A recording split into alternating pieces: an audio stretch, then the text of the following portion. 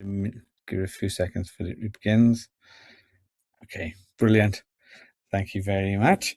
Right. Okay, so before we go any further, perhaps it would be really nice to hear a little bit of an introduction from all of the speakers. And first on my list is Dagmar from the municipality of Amsterdam. Would you like to say hello and a little bit about yourself, Dagmar? Yes, thank you very much that you're all coming. I assume that you all have this heat wave right now in Europe and everybody's sweating behind the computer. I'm sitting in Amsterdam where I work at the Department of Urban Planning and Sustainability. And I'm a spatial strategist, and I always call myself a spatial strategist with a European or international perspective. So I'm looking into how Europe can actually help us to gain our goals. And that's why I guess I was invited. Brilliant. Thank you very much, Dagmar.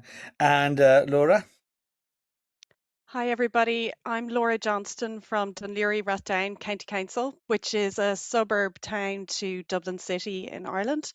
I'm an architect working on conservation projects and adaptive reuse of public buildings, with an interest in heritage buildings and how they can help to bring vibrancy back to town centres.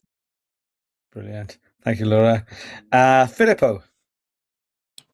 Good afternoon. Thank you. My name is Filipo Petacchi, a civil engineering and worked in architectural and structural design. And since 2021, I have been a consigliere for municipality near Modena and focusing on urban regeneration. During my tenure, I worked on the social center and seniors residence project, which was awarded the NEB Boost for Small Municipality in 2025. Thank you. Thank you, Filipo. And Liesbeth. Hello, my name is Liesbeth. I am from city of Ghent, where I work as the head of the Service for Urban Renewal, in which we coordinate programs for urban renewal, which are neighborhood-based and human-focused. So I will explain a bit about that later. Lovely. Thank you very much. Lovely to meet you all, and I'm very excited to hear the stories that you have to tell. But before we get into that, we have a tiny interactive session using Mentimeter, which I'm going to call upon my colleague Sienna to introduce. Hi there. So I've just shared the Mentimeter in the chat, and I'm going to share my screen now so you can all see. And just bear with me.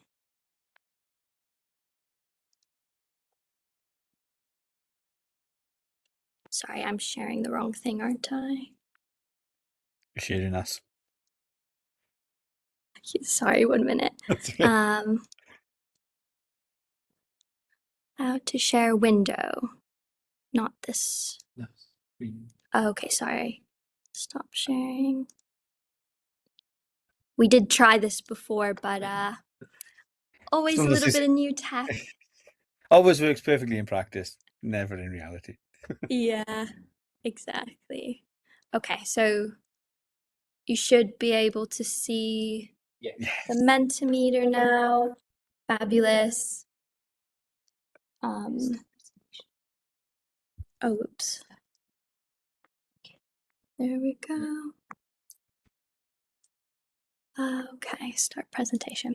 There we go. So this is a short Mentimeter audience poll to understand who you are, who are attending this, and to frame the discussion that we have later. So I'm going to go to the first question now. And this is, how familiar are you with applying NEB principles in your work?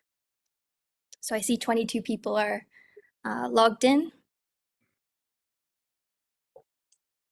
Brilliant.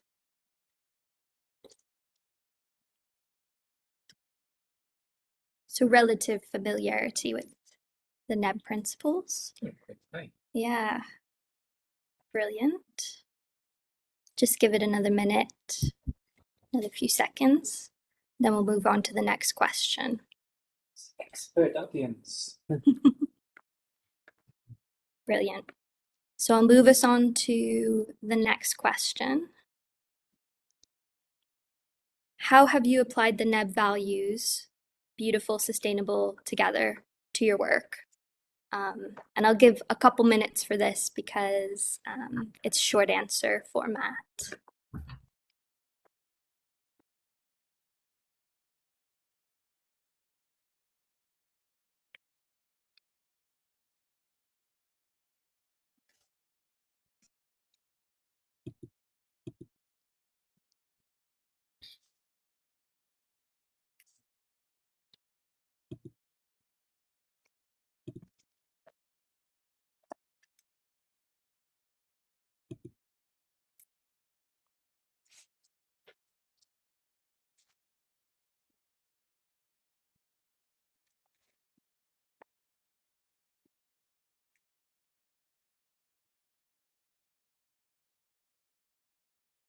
I'll give it another few seconds.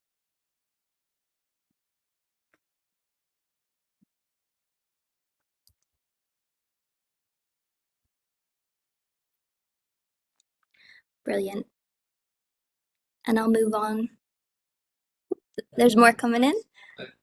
I'll just start. Oh, very good. Co-creation, collaboration, co-design.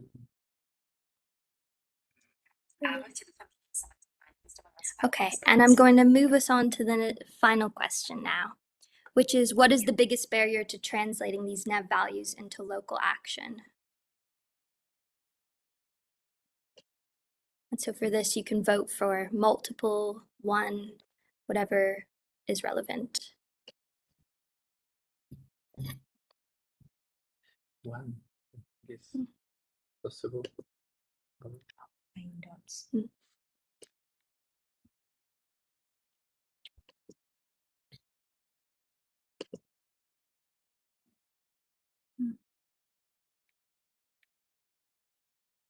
Just give it a few more seconds. Brilliant. I think you can only choose one. You can only choose one. Oh, okay. Yeah. Okay. That's why there's so much funding. Okay, thank you. Fantastic. I think I'll end the presentation now so that we can hear from the speakers. Thank you for contributing. And I will now stop sharing my screen. Thank you very much, Sienna. So the way we're going to run this afternoon, we have some presentations now for you to listen to, which I'm sure are going to be very, very interesting. And then following that, we're going to have a little bit of a panel discussion. That panel discussion, we may draw some insights from the Mentimeter if there's anything appropriate there to ask the panel. We have a few questions that might have occurred to us when we learned what the presentations were going to be about, but also we'd like to hear from you guys. So if there's anything that you hear while our speakers are presenting that you think, oh, I'd really like to explore that a little bit further, please drop that in the chat, and depending on how many questions we get, we'll use those then to run the panel discussion at the end, rather than having a question after a question after each presentation. We can then discuss things in the round. So yeah, hopefully that'll work nice and well. So with that, I think I'm going to call up Dagmar and ask you to begin your presentation, please. Yes, thank you. I'm also going to struggle a little bit with a new system of presenting, but we tested it, so I'll do my best.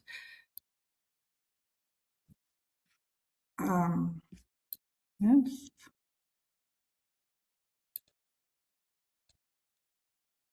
So you can see it? Not quite yet. No?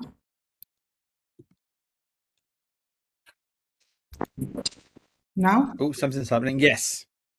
Yes, brilliant. Yes. Thank you, Dagmar. Perfect. Okay, so I'm working at the city of Amsterdam, and when you ask us to say what are the benefits of the new European Bauhaus movement, I have to say that we are just starting. We've been looking into it for a couple of years, but it was a little bit difficult to really grasp it. And we recently started a new European Bauhaus local chapter. And I think this was a way to actually really get it started within the city. So I'm going to tell you more about what I think, what I'm hoping that a new European Bauhaus will mean for the city. And in order to tell you about the benefits of the new European Bauhaus, I need to tell you first a little bit what are our ambitions as a city in order to see how the new European Bauhaus can benefit to our ambitions. And as I said, I'm a strategist at the Urban Planning Department. We have the national requirement to develop a local comprehensive vision for 2050. This is a long-term vision, which is comprehensive. It basically integrates all different aspects of the physical space. And in this vision, all the different departments and sectors come up with one vision. So this was quite an ambitious project. In the end, we said, what do we want? What do we want as a city of Amsterdam? We want to build what we call a human metropolis, a city where everybody feels at home, a city where we look out for each other, focus on sustainability and equal opportunities now and in the future. So this is, of course, a very nice mission to have. And how do we do that? We do it, we said we're going to have 5 strategic choices. First of all, we're going to focus on a more polycentric development, since the city center is full. Maybe you've been there recently. We want to have a compact urban growth, sustainability and healthy mobility. We are going to green the city rigorously, and we want to make the city together. This is all worked out in different policy agendas. Some are more economic, some are more social. But I wanted to point out 3, which I think are very much in the line with the new European Bauhaus. That is our social agenda, where we really look for inclusivity, working together, equality of opportunities. The second is that we have a very ambitious, sustainable agenda about how we want to be climate proof and prepare our city for the future. And the compact city, in which we look at spatial quality, cultural history, etc. And until now, these are separate agendas. So what I hope is that the new European Bauhaus values will help us to align some of these at this point. But what is the most important thing, and that's why we were so interested in the new European Bauhaus, is that we think it really aligns with our values. And it is totally, we've also been to the festival last week, it is totally in line what we are doing in the city. So it really triggers a lot of inspiration by my colleagues. I'm going to tell you 4 points that I think that the new European Bauhaus could be beneficial. First of all, awareness raising, innovation, implementation, and monitoring. So I give you 4 short examples. The first was a project which was done by the Amsterdam University of Applied Science, a project called CRAFT, in which Amsterdam was a sandbox city, and they looked at the governance of urban initiatives with specific focus on the role of arts in urban development. And they looked into the urban development of the city of Amsterdam. And this discussions, I think mostly the discussions, maybe even more than the final product, inspired a couple of our urban planners to rethink how we use art and culture in our urban development. So far, we've always looked a lot on placemaking, but that was often a little bit a quite economic-driven approach to make people aware of this neighborhood so we can sell good houses. So this is a switch, and I hope as a new European Bauhaus movement we can develop this further. The second is saying that we really use it for innovation, for example, pilots. We're doing a live project in the city of Amsterdam where we're going to isolate about 1,500 social housing units and one monument with bio-based material. And this is, we brought together a couple of local stakeholders, and they innovate and they upscale this innovation by doing it on such a big scale. scale. So for us, this is really a breakthrough project. And it's important that we show to many people that it's actually possible to isolate these buildings affordable with bio-based material. Another thing is that we started a new European Bauhaus local chapter. We're not officially registered yet, but in practice we're already working. And this is basically created an alliance of about, you see it here, 43 people were there. Actually, we had the first time I've ever had an event that there were more people than registered. So this was really very, very good thing. And I think what was so important about it is that it actually really has a carrot, because it's focusing really on subsidies and project development. So we also have a lot of business developers for European projects that are going to support now these different consortia that were formed at that afternoon to continue working together with our partners in the city on reaching our goals and aligning our goals. But of course, through the dialogue, we will also hopefully change our policies and improve it.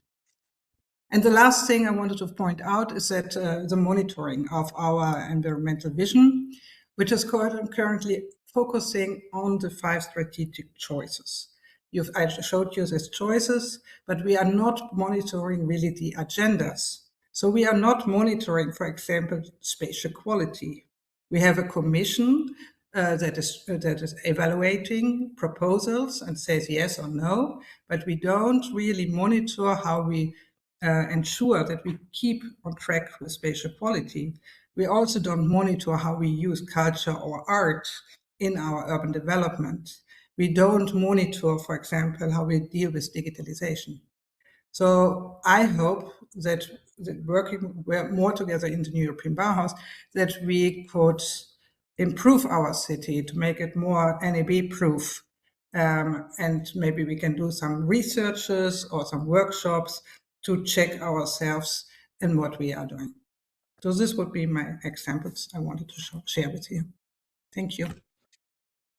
Brilliant. Thank you very much, Dagmar. That was really interesting hearing how the NEB is creating a vision for the future that aligns with values that you're already holding within the city. That was great. Thank you very much.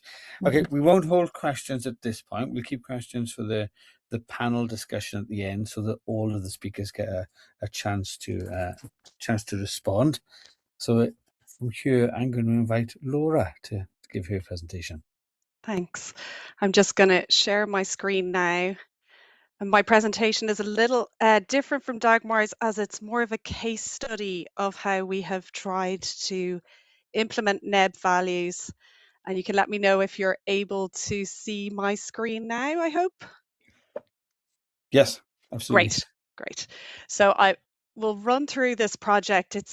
I work for Dún Laoghaire-Rathdown County Council, and we were lucky to receive Thrive funding, which is Town Centre First Heritage Revival Scheme funding to carry out an integrated urban strategy for the adaptive reuse of 2 vacant heritage buildings, number 9 George's Place and Wash House. So you can, on this slide here, these are the buildings highlighted in blue. This one here was a former hotel built in 1831, and this is the Wash House. And this scheme, the integrated urban strategy, really focused on the adaptive reuse of these historic buildings. We were looking at sustainable and inclusive regeneration and reuse, promoting environmental sustainability and social inclusion, linking heritage and reflecting NEB principles.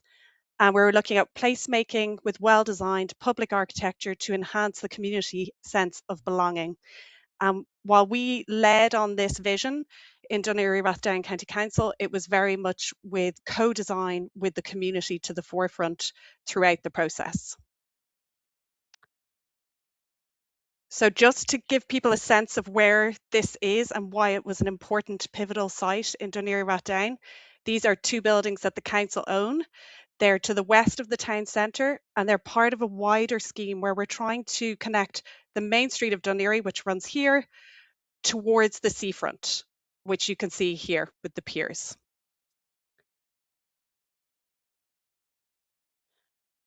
And the funding we received was Strand 1 funding from the Southern Regional Assembly, who are the managing authority for it. And it gave us the opportunity to create an integrated urban strategy, which gave us an evidence-based approach to place. We could try and understand the wider context. We analysed the area's history, heritage, and socio-economic profile. And through that, a future use emerged from research and also community engagement. And this is just showing again the location of it. It's quite underused part of Dún Laoghaire. It's separated out from the main street, and it was really an area where these two vacant buildings were badly in need of regeneration. They'd been vacant for over a decade and were deteriorating. So these are some images of both buildings. The former Kelly's Hotel is here, and this is the red brick wash house building. And we wanted to look at these heritage buildings as catalysts for wider urban regeneration. And we wanted to consider them as an asset for future development rather than a constraint. And the wash house in particular is a really unusual building that reflects the industrial heritage of the area. And it was a building that had a lot of meaning for people in the area. Everyone was particularly fond of it. It's where people used to come to wash their clothes and to bathe before the houses in the area had bathrooms or cleaning facilities.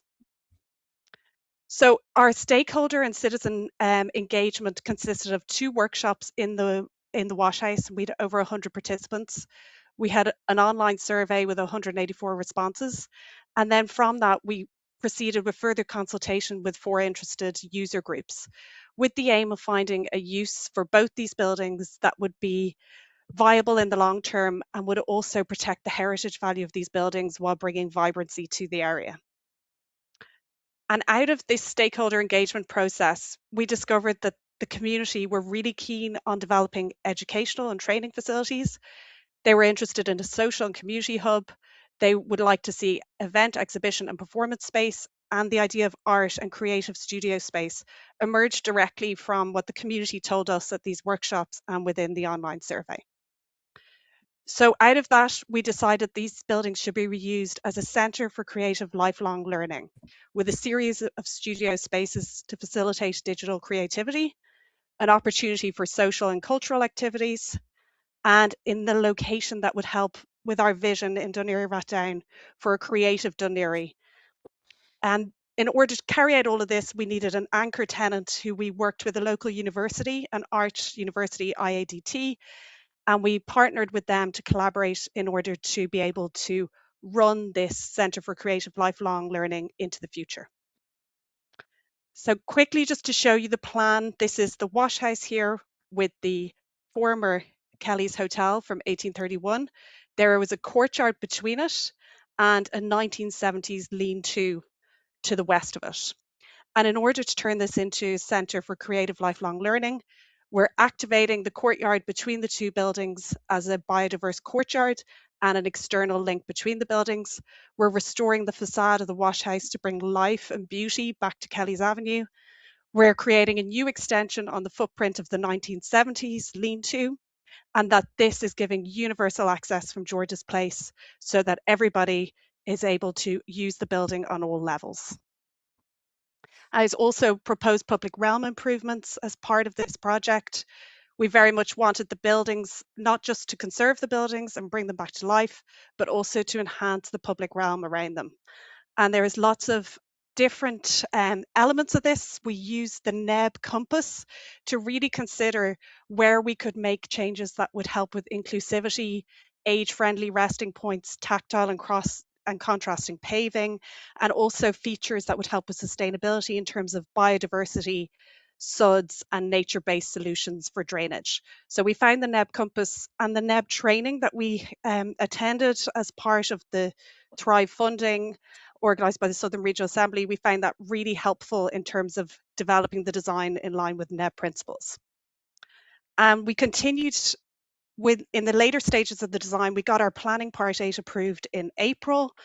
We then lodged an application for the funding for Strand 2 for the capital works, And as part of that, we continue to engage with the community, and particularly young people in the area. We invited them to come to design the project with their own ideas, materials, to tell us about materials, colours and design, to draw on drawings of the building.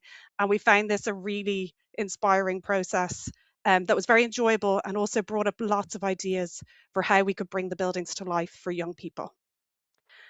So the main key design moves in this project were to reinstate the historic facade of the wash house, to add a lift in the wash house because universal access within both buildings was absolutely key to the principles of making these buildings for all. We created the biodiversity courtyard between the two buildings. Our contemporary extension, which is here, faces onto George's Place and creates a new universal access, as well as a kind of welcoming facade to the street. And throughout the building, we have multi-purpose rooms and changing places facilities that provide for those kind of studio, workshop, meeting spaces for the community, with a very nice social area here that connects to the courtyard and invites people to come in and use these spaces for community groups, for art workshops, for music, for digital creation, media studies, and all kinds of different uses that the community had asked us for in the engagement process. On the top floor of the extension, we created a multi-purpose space with views towards the sea. We were on terraces. We were trying to create somewhere in this part of Dún Laoghaire where people could feel connected back to the sea and get a view of the sea that they can't get from street level. And this is just the images of how the existing front elevation will be transformed with this contemporary extension to the side.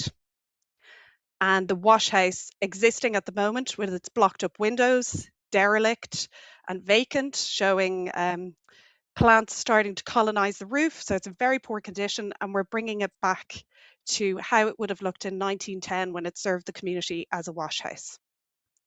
So these are images of the existing streetscape with the wash house on Kelly's Avenue here and the former hotel.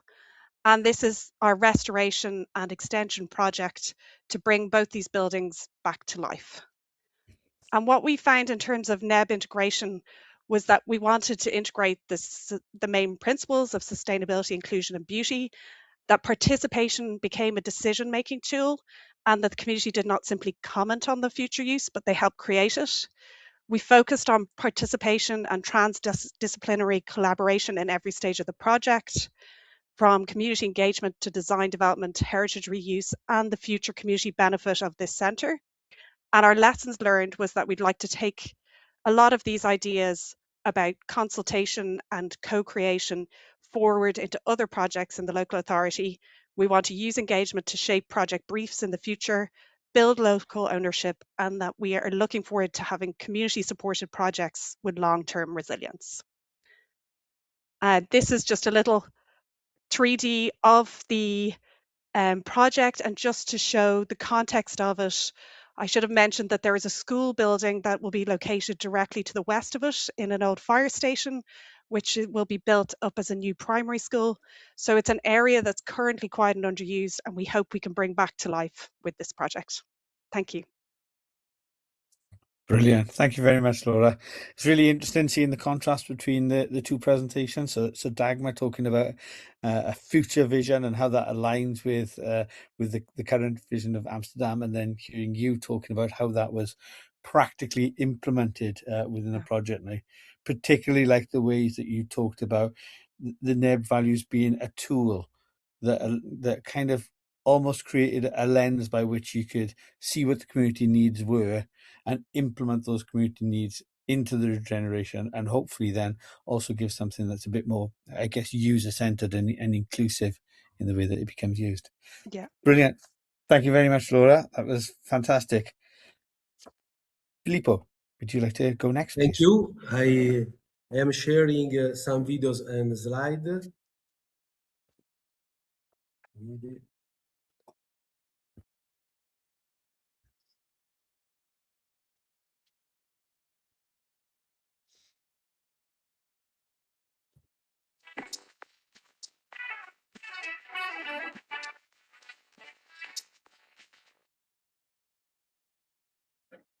Can you see?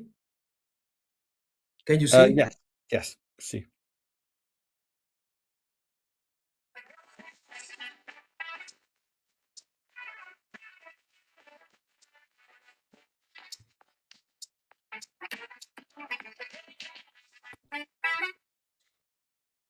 most of our houses are beautiful and comfortable, but not comfortable for elderly people because they don't have a lift. Elderly have to stay at home, confined, and often alone. And we felt that situation like a very painful condition. That's why we generated an area in town center, this area also, with a building that is a barrier-free building and near zero energy building with 7 apartments. And on the ground floor, there is a senior center where people can interact, but also they have a porch that outlooks on the parks where are children and people, so they can interact all together. Sarò molto orgogliosa di inaugurare questa nuova struttura rigenerata in ottica Bauhaus, in cui anziani, bambini e giovani potranno incontrarsi anche in quest'area desigillata del parco vicino al nostro amato Museo della Bilancia. La purezza del bianco, le grandi vetrate immerse nel verde degli alberi e nel colore dei fiori donano bellezza a quest'area.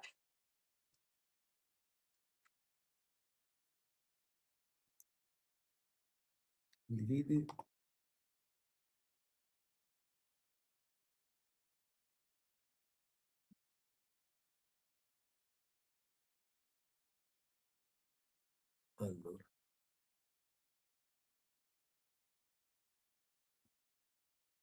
Allora,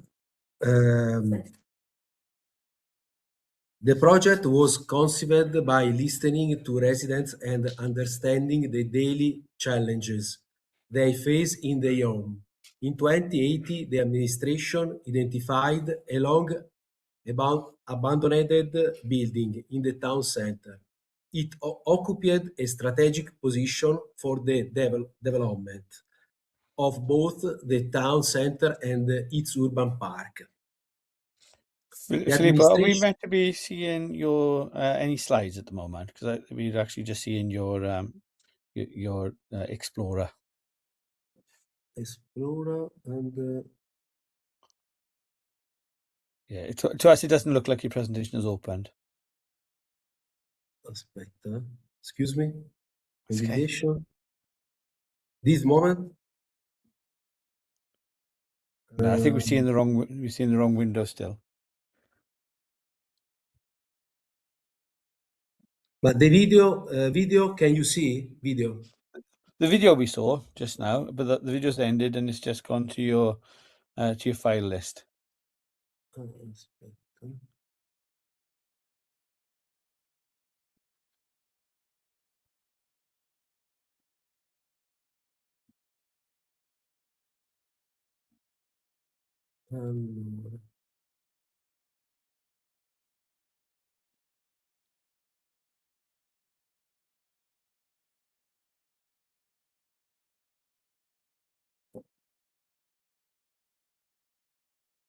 Can you see? Again, we've seen a list of files, but we're not seeing your. I think it's a PDF you're trying to share. I don't know because I have a PDF, only PDF. Is it open? Yeah, I think. Come? Do you have it open? Is it open? Open. No, I don't know. Aspetta. And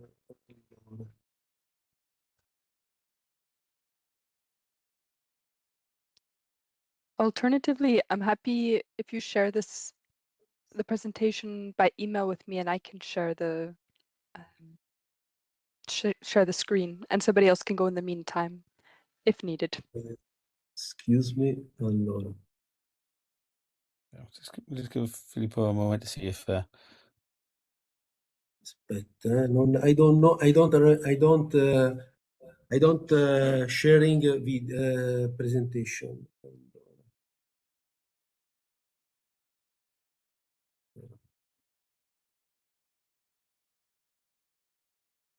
No. Excuse me. I don't share. Yeah, it worked with me. Maybe as a tip, it worked with me. You actually have to click on the presentation. If you click on your presentation, yeah, we see. Yeah. See that. This moment. Yeah, that's it. Brilliant. Can you see? Yes, we Yes. can. Thank you. The project was conceived by listening to residents and understanding the daily challenges they face in their homes. In 2018, the administration identified a long abandoned building in the town center. It occupied a strategic position for the development of both the town center and its urban park. The administration and the designer decided to demolish the building and replace it with social housing, while at the same time improving the conditions and accessibility of the urban park. The new building was designed by Architecture of Polytechnic University of Milan. The project regeneration minimalism, transparency and light, spatial fluidity, connection with the environment. The ground floor is intended for use by La Quercia, a historic association in Campogalliano that provides accommodation for seniors and organizes educational workshops, physical activity, cooking and social activities, such as games and group gathering. On weekends, senior members cook and sell traditional Modenese production. Since the kitchen is not in use during the week, the designers at the administration decided to double goal the space. On weekdays, it will become a reading and study room for university and high school students. The three upper floors will contain 7 small apartments for seniors who cannot afford functional housing. Each apartment is designed with accessibility in mind, featuring elevators, barrier-free bedroom and energetic kitchens.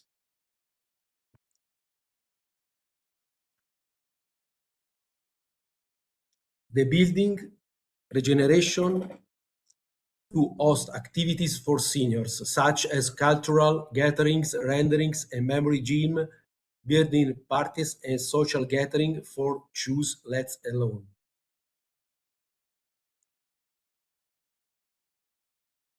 This project is creation for the senior center and social housing, redevelopment for the section of Via Roma and municipality building and the Domin zone, creation of renovated entrance to the Balance Museum, a new Balance Park. This project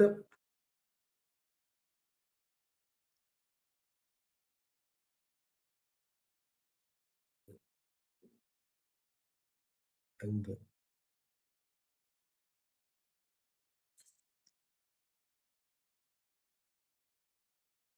the new town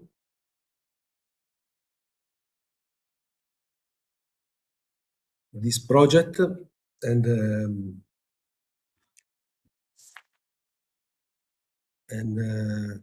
okay, thank you for my presentation for the project.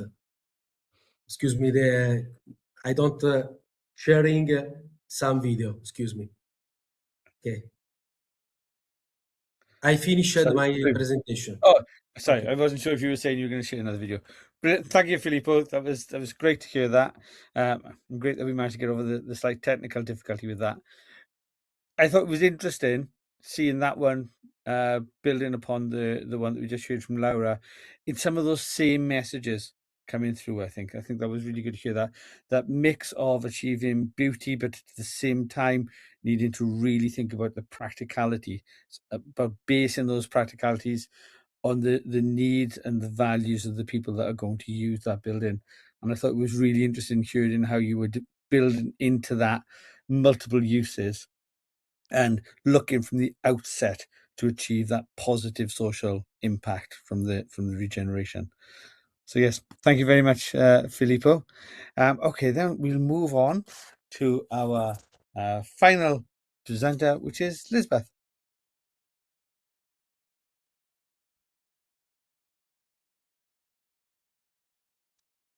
Have we still got Liesbeth? Oh, Filipo, I think you're still sharing your screen as well. No, we got Liesbeth now. Brilliant. Thank you.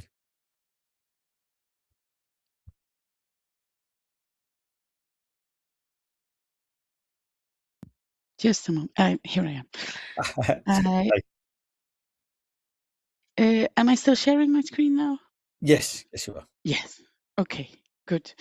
You don't share it full screen. You know No, this? now I do, probably. Is it No. correct? No, No, we it's can't still see your it full slide screen. there. Okay. So, I think you probably just want to hit the little yes. presenter button, which is down the bottom towards the right, just before the Zoom bar. Yeah, I'll just. Oh, yes. Yeah, to the right. To the right a little bit. To the right. Bit lower again.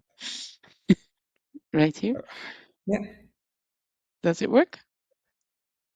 Have you clicked it? Yeah. Yeah. No, it doesn't move. No, Probably. No, I did it. I used to do it. It is a shortcut. Oh, Is it F5 maybe is the shortcut? F5 or F8 sometimes. Oh, no, not F8. Something really. Or here. No. Oh yeah. You seem to click the right button, but it didn't work. This one. But then it's. But it's not actually doing it. No, because. Maybe I should. I'll do it. I'll try again. On the right screen. Now I've got it. Now it was open. Yes. Brilliant. Yes. Yeah. Thank you, Elizabeth. Sorry for that false start. I would like to present something from Ghent, which is more of a method in which we do urban renewal. Starting from the trends that I listed up here, that things become more and more complex, that we have all different specific contexts within even one city, that we absolutely need long-term planning, that we feel there's a strong link between communication, participation, and co-creation within urban renewal processes. We absolutely want to focus in Ghent on human-centered planning, and we also believe that quality of life in a neighborhood or in a city is not only determined by spatial aspects. That's why we have started working with programs for urban renewal 20 years ago. Basically, we decide for some neighborhoods that they need extra attention, also extra investment in it. We use a method of MSP, managing successful programs, as a basis for it. It's rather theoretically. We have changed it so that it becomes practically usable for us. And it exists in the city next to project management and portfolio and experimentations, etc. We have in Ghent 25 neighborhoods with approximately 10,000 inhabitants per neighborhood. We have no elections whatsoever on neighborhood level. We do have one neighborhood manager, which focuses on two-way communication with policymakers and inhabitants. And this division in neighborhoods is broadly used within the city organization. This is the theoretical scheme on our method, but I'll skip it for now.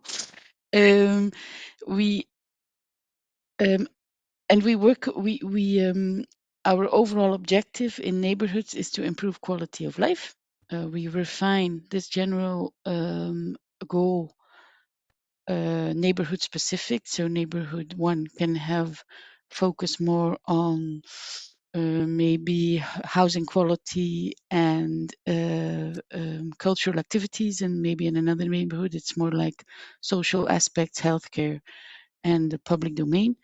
So it can differ throughout different neighborhoods. And we try to define, I'll just go to this image, which kind of sets it out. We try to bring all the pieces of the puzzle, which you see in the left upper corner, thematically, like on mobility, environmental aspects, healthcare, cultural activities. We try to bring those policies on these themes together in the outlines of the neighborhood. And we try to make, based on those thematic views, one long-term vision for each neighborhood. in doing so, in defining the vision on the long term, we also involve different stakeholders, which are marked in as a yellow people here. They can be private investors, they can be NGOs, they can be individual inhabitants of the neighborhood, and we have developed some methods to get them to talk about the future of their own neighborhood. I have laid out an example here. If the end goal, starting in the right upper corner, is a higher quality of life, in some neighborhoods it is translated as more spaces to meet each other, and in one specific neighborhood it was also translated as stimulating contact between different generations. That seemed to be a link that was missing in that neighborhood. So we wanted elderly and youngsters to have more contact. And if we look back at the existing situation, that's in the left upper corner, we saw a poorly used park within the neighborhood that was also adjacent to a home for elderly care, or I don't know in English. So we defined a project to renovate the park, but also to connect it to the garden of the home for elderly.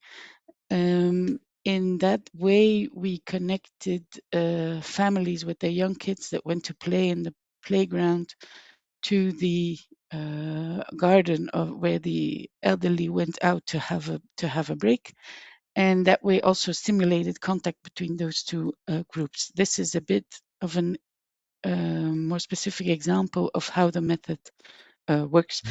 We are doing it in Ghent in 10 different neighborhoods. Sometimes we focus on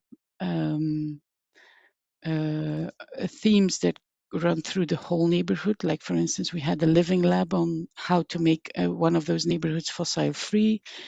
Sometimes it's more like project-based translation of the vision within a neighborhood.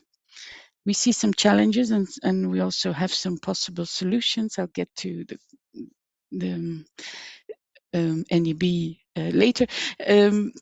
We like to keep the stakeholders on board, not only for the duration of the different projects, but in the longer term. That's somehow a challenge. What we try to do is have continuous communication and also communicate on the targets that we have for a certain neighborhood. And we put that last one, we have to do it on repeat because the neighborhood changes a lot. New inhabitants come and ask questions why we do certain things. We always explain why we make choices and compromises, and we also give responsibility and credits to other people whenever that is possible to get people to really feel connected to what we are doing in their neighborhoods. We also see a challenge in working in a siloed environment, which our organization absolutely is, and it's probably not different for other governmental organizations. So we are located in a neutral place in the city organizational chart, which makes it easier to get people involved in the programs that we do. We also try to involve people from the very beginning, and we have a broad representation of every stakeholder in steering groups, etc. And now we're getting connected to the NEB values. We are kind of new in working with NEB. In that sense that we have just been approved as a partner with the last calls from 2025. I think it's NEB Works that starts in September to come, because we find it difficult to find our way because it's largely project based, and with the neighborhood approach makes it kind of difficult to connect on a neighborhood level with the NEB, although we also use the values of NEB in the work that we do. We do it together with people. We make sure we have beautiful designs and things like that. And we also have a lot of values on sustainability within it. So, and then we do notice that if we focus on the underlying projects, that it does work better with the NEB funding. So we we hope that in starting up with the networks now, which focuses on gentrification connected to change of a neighborhood, which is an aspect that we encounter a lot in evaluating the impact of the things that we do in Ghent. We hope that that also forms our method of working and helps it improve. So that is the connection that we see now with NEB on the neighborhood level. Of course, on project level, it's much easier to connect to the different NEB funding systems and also to explain the different values that are common spread in the approach that we use. And that was it, I think. Brilliant. Thank you very much, Liesbeth. Again, a really, really interesting presentation, and I think really complements what we've heard today. So the fact that we've started with a vision, 2 case studies, and then you've given this presentation around a method or an approach, I think is really, really useful to see. And there was a couple of things in there that I really liked that you said, starting out by talking about the need for long-term planning, and that needs to come along with investments. That was a really important point. But I also like the way that you highlighted that need to recognize versatility within the different neighborhoods, recognizing that their needs wouldn't necessarily always be the same, and then using those needs to come up with innovative solutions on what you might do about things. Thought that was really, really nice. And then finally, I like the way that you perhaps give a slightly different conceptualization of what together might mean within NEB values. So yeah, very, very interesting. Thank you very much to all of our speakers for those very, very interesting presentations. We're going to have a little bit of a panel discussion, I think, perhaps to dig in a little bit more across the speakers, perhaps give those speakers a chance to bounce off each other a little bit around their different NEB experiences. But I also throw an invite out to our audience. If there's any question that you'd like to throw at any of our presenters, please put it in the chat, and I'll try and pick that up. I'll give a moment, I think, to see if anybody wants to write anything in, and if not, then I'm going to start with something perhaps slightly broad and generic to kick things off. Okay, I'm gonna start now, see if some questions roll in. So 4 very fascinating presentations. What I'd like to look, and I think I might throw this to Dagmar first. Dagmar, because you're in the beginning of this journey, thinking about the vision and where things might head in the future. How do you imagine these NEB values and principles? How do you imagine them working on an everyday kind of basis? Is it something that you'd be thinking about in your everyday interactions, or is it something that sits in the background as guiding principles? Yeah, they are not, obviously these values are not part of the vision, because vision was done during Corona. But I think it is a linking pin we're missing a little bit right now, because obviously then an organization organizes itself, you make a vision, you develop a strategy, and then you get all this reorganization, and everybody starts working in the silos again. So now we are trying to have, like we call that, chain managers that really have the task to look at the different moments of a policy cycle, and to connect the different departments. And I think that using these values could help to start with the same, to start the discussion within the department, but also with partners outside the city. Within the department itself, every department has different goals. The city of Amsterdam is owning 80% of the land. So one department has a goal to earn money, simply said, right? but to do it sustainable, to do it, of course, equal with all these values. But there are conflicts because my department wants really spatial planning and spatial quality, the most important thing.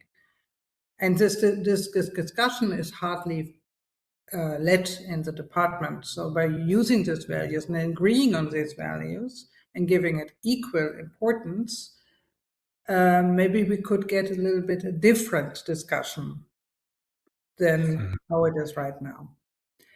And we also hope that it will open more the discussion with the parties in the city and align our different agendas, because often you only talk with parties if you are in a conflict, or there's a building, or there's a goal. So there's always interest on the table. But an open dialogue, starting one with its values without the interest, could actually maybe really accelerate to reach our ambitions. Brilliant. Thank you, Dagmar. So if I'm hearing you correctly, it's almost like finding ways of making the values useful and using them to avoid the silo thinking and perhaps avoid some of that sub-optimization, and instead think about, well, how collectively can we meet the needs of the communities? Yeah. Okay, brilliant. Liesbeth, perhaps with your project and the levels of complexity that seem to be there, perhaps some comment on how the NEB values may or may not have been useful in trying to bring all those different things together. Yeah, we were, as I said, already using the method before the NEB existed and the values were proposed. But I do feel like the NEB values really coincide. Do you say coincide with the values that the city has used for a long time, the city of Ghent? Also with a lot of attention for participation, for quality and designing things, for also quality and designing the public domain has been a long time issue here in Ghent. So I do think they are very, people can resonate to it, people can recognize them. So they make the conversation on topics on urban renewal, they make the conversation on it easier, as I feel it, because the words themselves, togetherness, beautiful, sustainable, are not that hard to understand for a lot of people. So I think they can give focus, or they can help to explain why you do what you do in a city or in a neighborhood. Brilliant. Thank you, Liesbeth. And I think what I'm hearing from you then is something similar to what Dagmar's saying. It's a message you can get behind, and that in itself can be useful. We've had a couple of questions come up in the chat. So the first one here is from Matteo, who said, I'm an architect working with small municipalities in Laoghaire. I'm not sure I'm pronouncing that correctly. Exploring how NEB principles and EU initiatives can be translated into concrete local projects. Many small municipalities are not aware of these initiatives, and even when they are, they often lack the financial, technical, or administrative resources required to engage with European networks and programs. I wonder if there's any similar experience amongst the panel, or any advice that you might be able to give to Matteo about how to get involved with the NEB projects. Well, I could speak to Dún Laoghaire-Rathdown's experience in that I agree that it's very difficult to promote these NEB values while they are already values that we would prioritize in our design work in the council. Often funding restraints or resources restraints can be an issue. And what we found extremely useful was that this project, the integrated urban strategy, and the actual capital works funding to reuse these buildings, they're both part of a scheme, the Thrive scheme, which is EU funded, that prioritizes NEB values. And as part of that, there was training for people in the local authority to go and learn about NEB values. Conferences were held, and that really helped to put a framework to the importance of those values, why the approach that is perhaps the most economically viable or the fastest, why you can justify going with a different approach because it's has so many benefits aligned with NEB values. So the fact that there was a funding stream in Ireland, which is quite a new scheme introduced in 2025, that really put NEB values to the forefront, allowed us to then explain to other departments in our own organisation why we were putting in this extra effort and resources into the values, and then also to kind of promote the project to stakeholders and to people outside of the organisation. It was really useful. Exactly as Dagmar and Liesbeth were saying, it gives a framework and a value to principles that we're already trying to implement, but it's really useful to have a funding stream that promotes those ideas. Brilliant, thank you, Laura. And I guess what's great what I'm hearing there is, yeah, not just the funding scheme, but Yeah. the training that goes along with it. The training as well. Yeah. Yeah, That was those values might mean. fantastic. That conference, a conference we attended on NEB values, was really invaluable in terms of educating local authorities here. It was really excellent. Thank you, Laura. And Dagmar, did you want to pick up on that?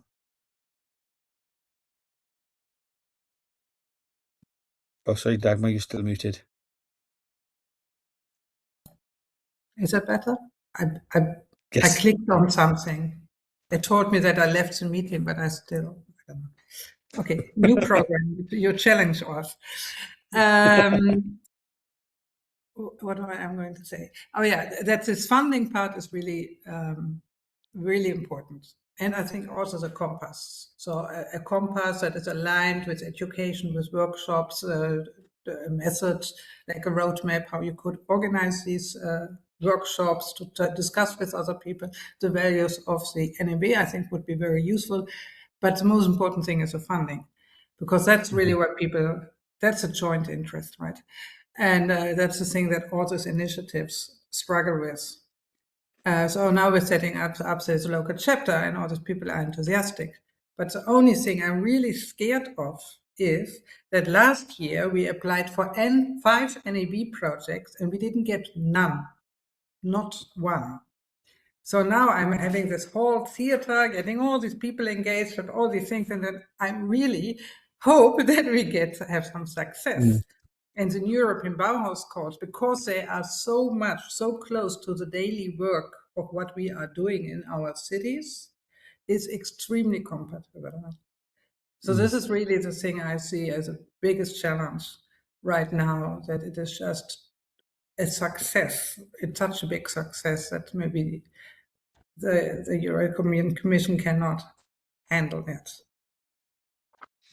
Thank you, Dagmar. And maybe from that, there was a question in the chat. So I can't find it at the moment, but maybe links Matteo's question to a question we had from Sandra. So Sandra asked about the process of setting up the NEB local chapters, and I wondered if setting up those chapters also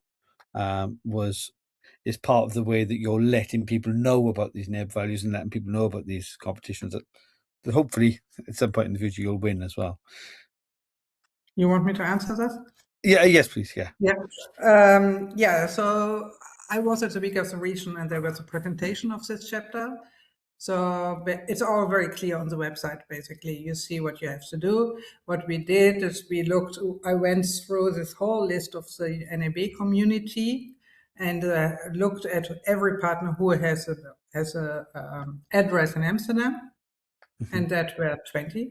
So somehow this obvious, the NEB is a very Amsterdam maybe approach. So there were already many partners, and I invited all of them, plus everybody who is already involved in an NEB project we have in the city.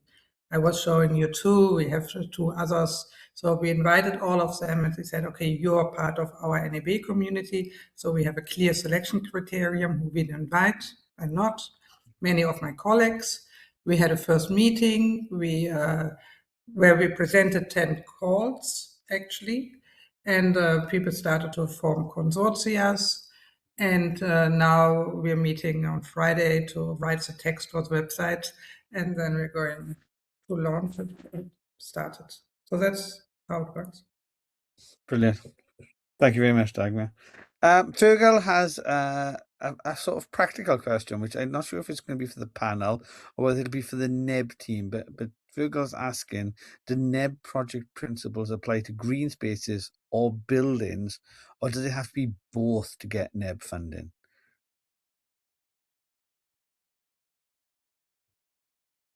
I'll take it as a challenge for the NEB team. I'm Thank you, Boris.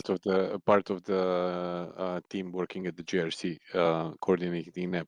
I think that the answer to the question is, I mean, it applies to both. It really depends on your own context that you set as where you want to use the NEB, or if the context is set by context or requirements are set by, let's say, specific funding call.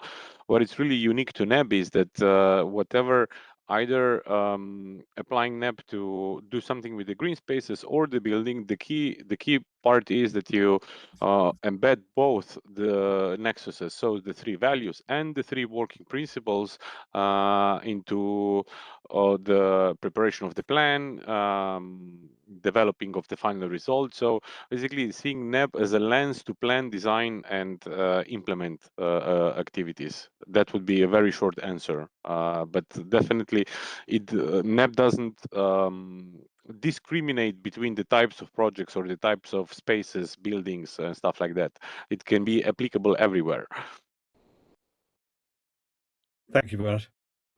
I'm going to ask my own question a second before I jump in and ask some from the text, because I've got something that I wanted to speak to Filipo about, which is in your video, it was very obvious that you'd got out there into the community and asked people about what their needs were from the development. And I wondered if you wanted to tell us a little bit about how that process worked and how maybe the NEB values helped with that community engagement.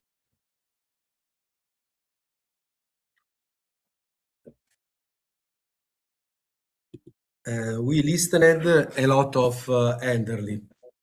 For my municipality, NEB has been very important for use because we are a small town and we listened to the needs of elderly people who don't have their homes and can stay together in the community center. The building was awarded for its beauty, inclusivity, and sustainability. We demolished some buildings that were partly collapsed and built a new building useful for the community. Very important for my community, this project. Thank you, Filippo. And Laura, there seemed to be a similar sort of level of or importance placed on community engagement in your project as well. How was that process for you, and how did the NEB values guide your project? That process was more inclusive and had more community engagement than we would normally have on similar projects in the local authority, and that was because of the emphasis on NEB. So while we would always have a consultation on any planning process, what was different in this case was that the participation in the consultation began before we knew what these buildings would be used as, and that the use emerged from what the community had to say about the buildings. And that was really interesting process.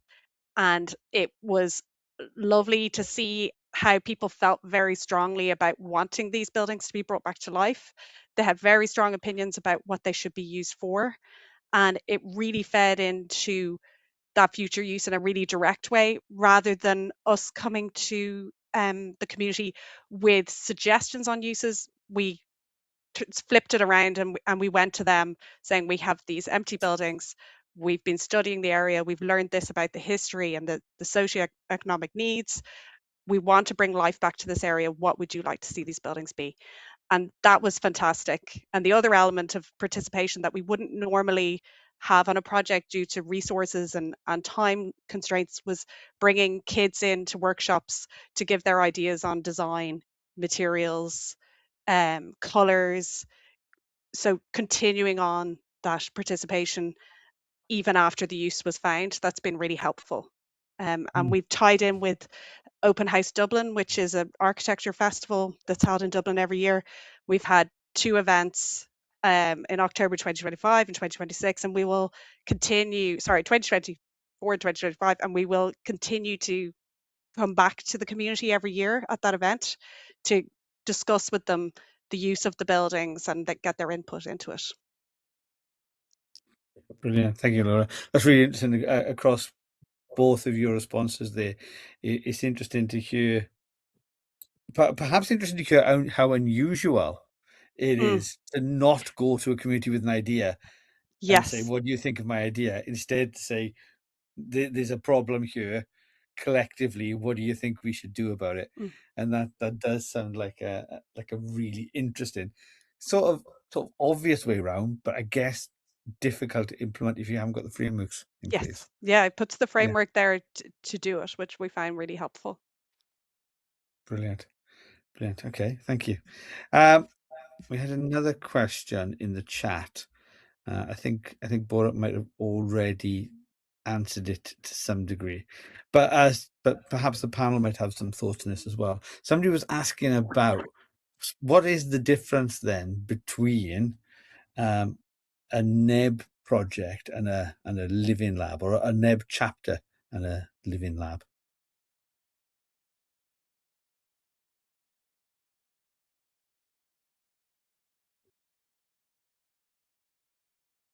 Any thoughts on that?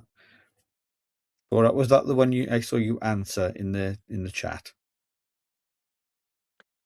Yeah, just to come in, I answered it. So the local chapters, and then Dagmar can maybe share what they will focus on. So when we designed the local chapters as a structure together with the community, it was designed without anticipating specific activities, but rather to offer a skeleton around which the community members can come together, right? So the main aims were decentralization of the community, enhancing of a place-based approach of the initiative, and offer a platform for community members from a specific area to come together. So we provide this skeleton to establish informal group of community members and external stakeholders interested in NEB. But what this group is actually doing in relation to NEB, it's up to the members to discuss, decide, iterate, test, pilot. So in that regard, it can be local project, it can be a test bed for a living lab, or anything in between. Brilliant. Thank you, Borat. I've got a question here, which I guess built on the discussion we were just having about the community engagement and the fact that what the NEB training, I guess, and the NEB values encourage people to do is to improve or increase the extent and the timing of the community engagements. But I wonder if anybody wanted to talk about the ways in which that's not an easy thing to achieve, and any challenges they had to overcome in order to engage the community effectively.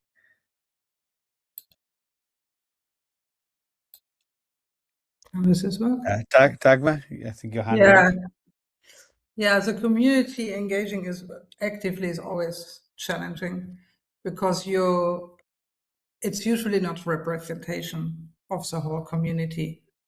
It tends to be, we call that in Holland old white men. Sorry for everybody here in the room. So that's a little bit the question, and I think we've been really experimenting with new methods, and it asks also from us as civic citizens to really get out of your comfort zone. For example, when we were developing this vision, I had to go to the local market myself and had to discuss with people on the market about the neighborhood, what's the need for this. And I'm a strategy man. No? So also now our new European Bauhaus local chapter is primarily universities, NGOs. No? It's quite an intellectual group of people. But now I had to really talk with them.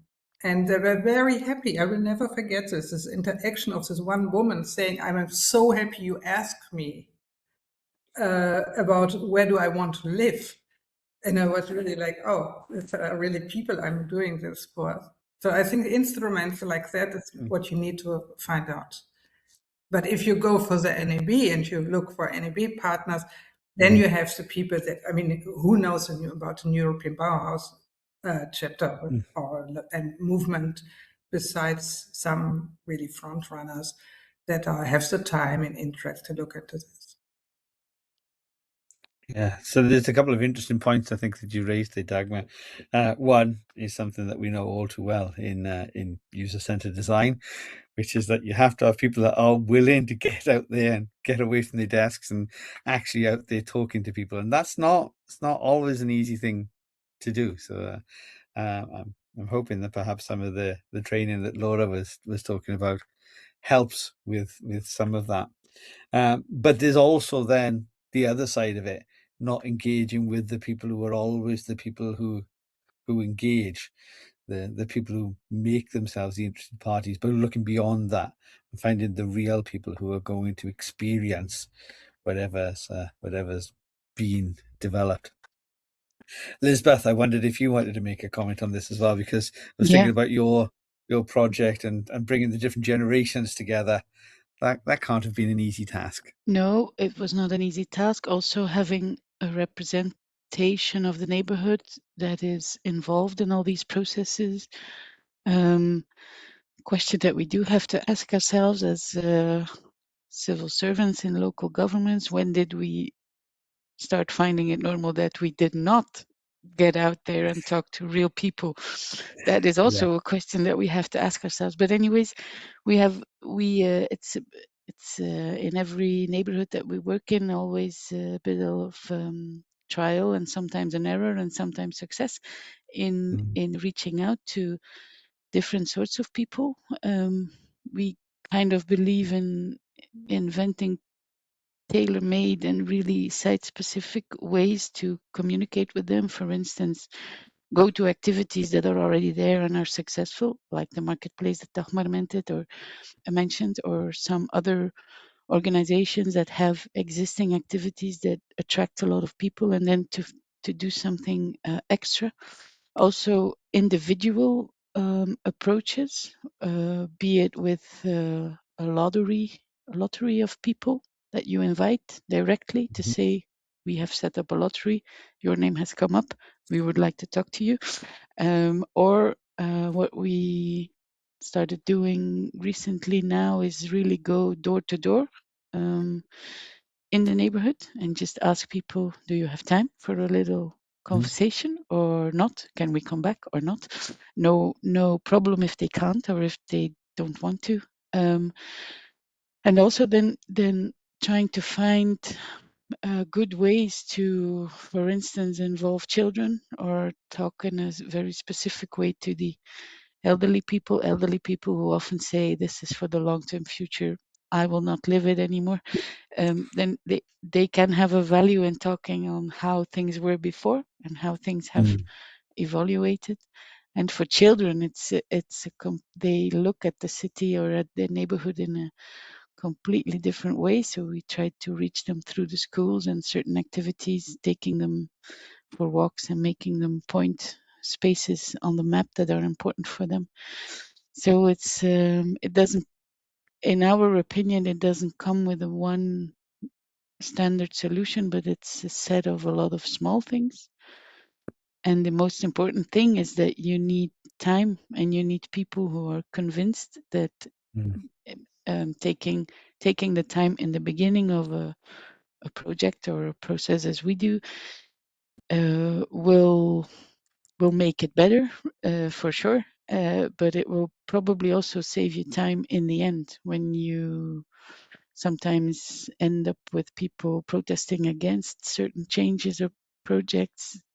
investing in the start and in committing to people might help to avoid that. Brilliant. Thank you, Liz. Some really, really interesting lessons, I think. I think there that building on success, that purposefulness in finding people, engaging with different people in variable ways, appropriate to those people that you're engaging with. And then I love the way that you sort of wrapped it as this time is an investment, but it's also a way of reducing risk. You spend this time at the beginning, you're more likely to get the right result at the end. Yeah, excellent. And I want to be coming towards the end, but I wondered if I could throw a final one at Andy, Laura. Oh, sorry. Andy, Go for it, Laura. you have Catherine with raised hand for a Oh, while now. Apologies, Catherine. I didn't see that. Would you like to come That's okay.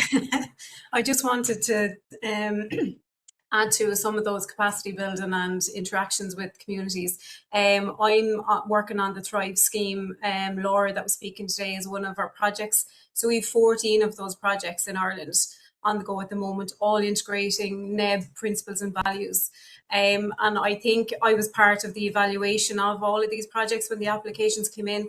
And they were all so different in what they did. So they actually took the people in their area, their cohort of people. So some places would have had an elderly cohort of people, some would have had younger people, some had migrants. So they actually took all of those people in their areas and tailored their interactions for those different cohorts. So for instance, in where the elderly people were, they would have done a post drop where they could actually go back to their local post office and put their views and ideas through the post office.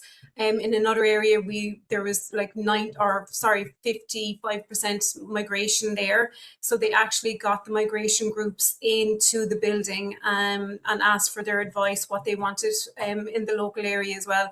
So yeah, every project had some different way of interacting with their communities. And they didn't do it just once. It would have been maybe 2 or 3 different meetings with those people at the initial start where the ideas came forward.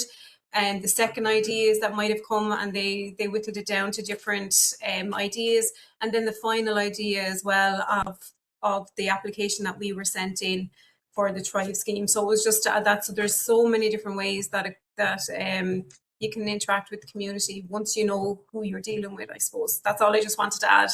Thanks, everyone. No, that's brilliant, Catherine. And I think that really reinforces the message that we're hearing from Liesbeth here, that these projects need to think about, well, who is it we need to engage with? And therefore, what is the best way to engage with those people? Yeah, and that's a wonderful thing. Okay, I've seen that there was a couple of other hands came up in the list of people, and I can't find who has got their hand up now. Or maybe it was just Catherine, or maybe somebody's put their hand down. Please shout at me if I've missed you. But I wanted to come back to Laura last, just because it was such an interesting project in a confined kind of these 2 buildings, but you talked about an ambition to go beyond this, and I wondered how you saw those next steps kind of panning out. We are working on the detailed design now, and construction on that centre should start in January 2027. So it's moving ahead at pace, and it's really exciting because it's buildings that were a problem, seen as an issue for the council, seen as something that were going to be very difficult to renovate, and there was talk of trying to sell them. Now, with this funding, with the NEB principles, we're pushing it forward at pace to actually have this Centre for Creative Lifelong Learning on site in January, and it should be opening in 2029 so that students and older people in the community can be in there learning their digital media or knitting or whatever creative use they want to put those buildings to. And I think Dún Laoghaire already had a focus on trying to improve the public realm and to connect the main street to the seafront. That's been an ongoing project for a long time, and have a focus on urban design and quality in urban design. And these buildings, once we looked at them, we were always going to look at how they could bring life to the buildings around them. That was always really key. And that element of, with NEB, when people say that's too expensive, we can say, yes, but beauty is one of the values. So we're able to explain to our finance department why, yes, that matters. Sustainability, we find we already have buy-in. That's actually an easy theme. We already have commitments to it. That's an easy door to push. But when you want to put extra money into really high quality design and buildings that are difficult or expensive, it helps to be able to look to the NEB compass and put a number or value to that. Brilliant. Thank you, Laura. What a brilliant way to end with being excited about solving problems based on the NEB values. I think that's a good wrap-up point. I just want to bring this to a close really by saying thank you very much to everybody that's attended. A massive extra special thank you to our speakers, to Dagmar, to Laura, to Filipo, and to Liesbeth. Thank you so much for giving your time and for sharing your projects and your visions and your ambitions with us. I think there is an evaluation